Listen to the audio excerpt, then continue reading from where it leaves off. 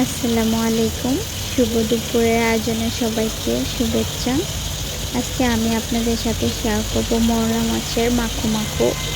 তা আমি সব কিছু রেডি করেই নিয়েছি, এখন শুধু বসানোর পালা। আমি সব মশলা দিয়ে দিয়েছি, আপনারা তো জানেনই কী মশলা লাগে। তা আমি এটা আলু আর বেগুন দিয়ে রান্না করব, তাই আমি আলু বেগুন ভালোভাবে কেটে দিয়ে নিয়েছি, মাছগুলোও দিয়ে নিয়েছি।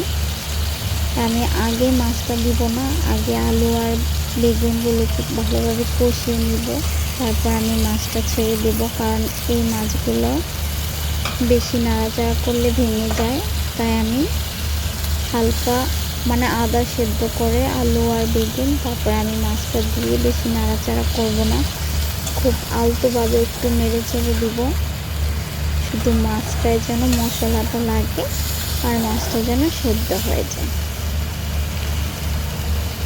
আমি এখানে একটু ঢেকে দিব, ঢেকে দেওয়ার পর কিছুক্ষণ পরেই চলে আসলাম। দেখেন আমার তরকারিটা প্রায় হয়ে গেছে। এখন আমি হালকা একটু ঝোল অ্যাড করব, কারণ এটা না দিলে মাছের যে গন্ধটা সেটা থাকবে।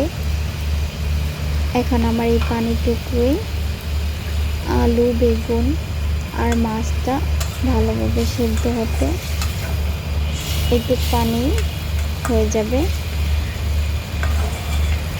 এটাকে আমি কিছুক্ষণ কষিয়ে রান্না করে নিব।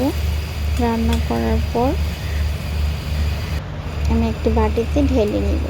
আমার তরকারিটা দেখেন, আমি এমনভাবে মলা মাছের তরকারি এরকমটাই খেতে পছন্দ করি। আপনারা চাইলে আর একটু শুকাতে পারেন ঝোলটা, কারণ এটা টেনে নিবে, আলু ঝোলটা খেয়ে ফেলবে, তাই আমি এরকম রেখেছি। আমার তরকারির ফাইনাল লুক। আপনাদের কাছে যদি আমার এই রেসিপিটা ভালো লেগে থাকে, লাইক কমেন্টস অ্যান্ড শেয়ার করতে ভুলবেন না। আজকের মতো আল্লাহ হাফেজ, সবাই ভালো থাকবেন।